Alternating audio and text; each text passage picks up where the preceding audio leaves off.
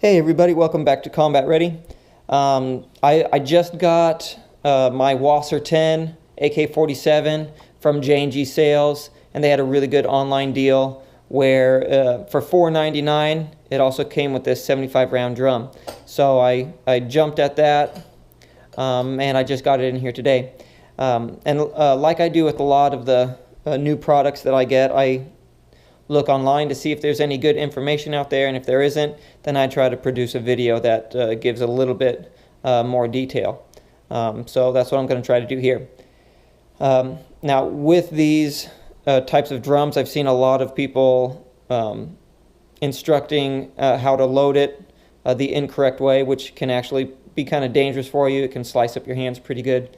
What they'll do is they'll start at the beginning with that follower right up in here.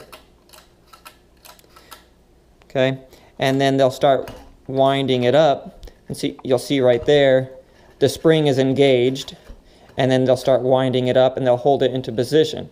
So if you were to let this go, it would snap just like that. So if your hands are in the way, it can really cut you up pretty good. So you don't ever want to try and wind this up while the spring is actually engaged.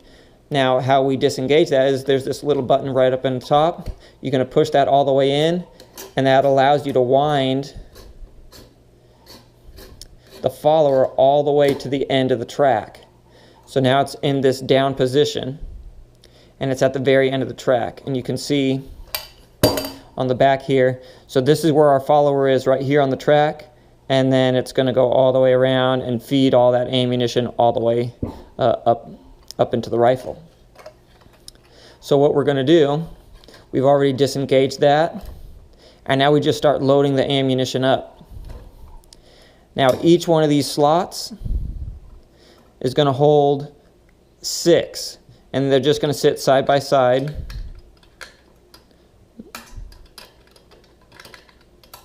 Just like that, and then just keep feeding them in.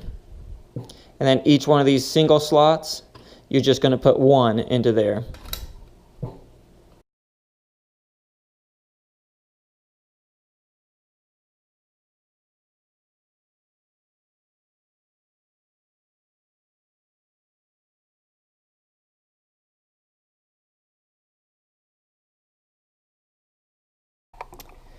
All right, now that we have all the bullets in there, you can see the first track, second track, and third track.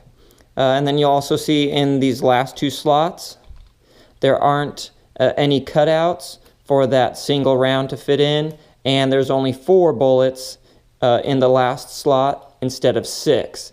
And that's because we have the follower sitting right there at the end of the track, so it is supposed to look like that. Now we just want to wind up that spring and build up some tension.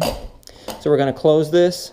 We want to make sure that that notch fits into this little groove and that it closes all the way. And then we're just going to snap these little levers on, and then we're going to use this crank to start building up tension on that spring. Now we're going to try and turn it at least 4 full turns, or you can go until it won't turn anymore.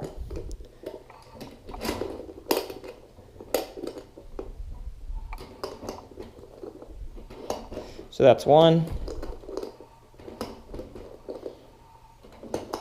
2,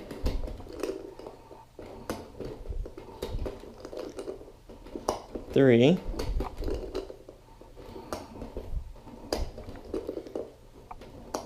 4. And I'll give it another one just for good measure. And that's it, and it's ready to go. Now, if you're not planning on using this right away, and you're going to store it somewhere, and you don't want that tension built up, it's really easy to release that tension on the spring.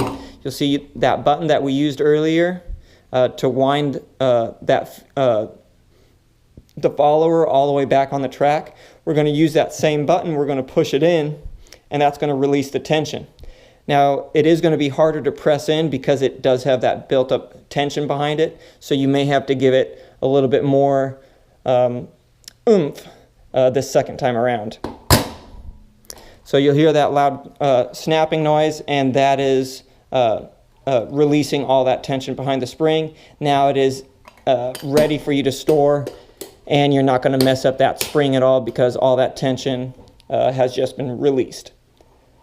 All right, well, now let's go take it out and see how it works.